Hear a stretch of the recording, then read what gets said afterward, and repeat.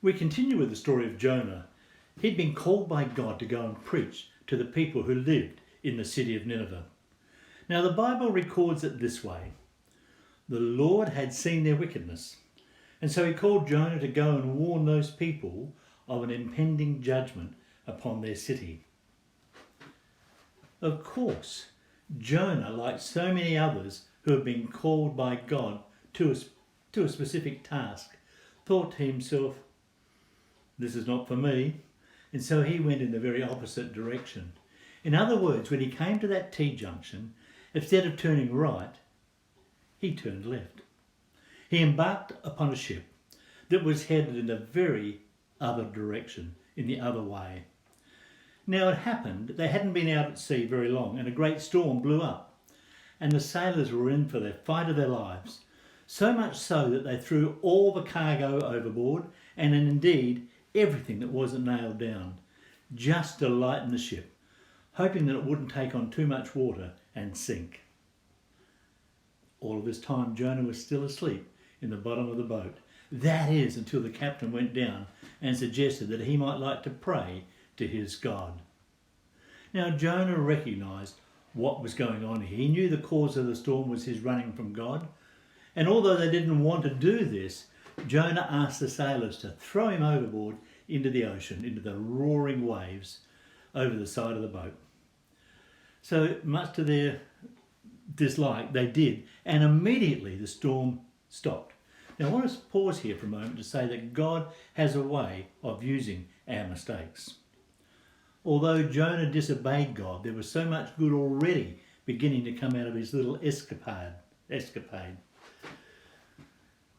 There is an often unrecognised miracle in this story that can be read over because of the excitement about the way in which Jonah was saved. The sailors were so amazed at how the storm immediately stopped when Jonah was thrown overboard that they began to worship God, and they vowed then and there to follow God all of their lives. They wanted to serve him forever. Did you hear that? Lives were impacted and changed for the good. What an impression Jonah had upon those sailors. They vowed to follow and serve God. Now, no doubt, that story was not only just talked about on that boat, but it was carried home to their families and friends, whom at that stage they thought they would never see again. Never underestimate the good that can come out of those really bad times and those really bad situations. If God's in it, good can work out of it. Jonah thought that he could get away from God, but the truth is that wherever we go, God is already there. Indeed, we are never alone. So back to Jonah. Here he is in the water, and it's then that God comes to his rescue in the form of a big fish. Again, the Bible puts it like this. The Lord had arranged for a big fish to swallow Jonah. Very often, it is only in hindsight that we see what the Lord that he's been there all the time, making preparations for us when things are not going to go so well. Jonah, here he was inside of this big fish and obviously still very much alive. I can only imagine him thinking about all that had happened and about how he had decided not to follow the Lord's calling on his life, but to go off on his own.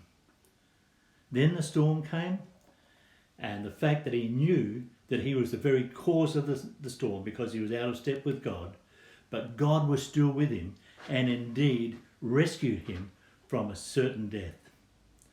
Now these moments are good for our prayer life, that's for sure. You've had them and so have I. We may not have been in a fish, but other things have happened. Now we know that Jonah found himself on the beach, probably quite smelly, but alive and open to what the Lord wanted from him. Now a couple of points. Good came out of a really, really bad situation. I mean, humanly speaking, who would ever have thought that in the middle of that storm that there would be a happy ending to that story? And those sailors came because of that experience to trust in the Lord.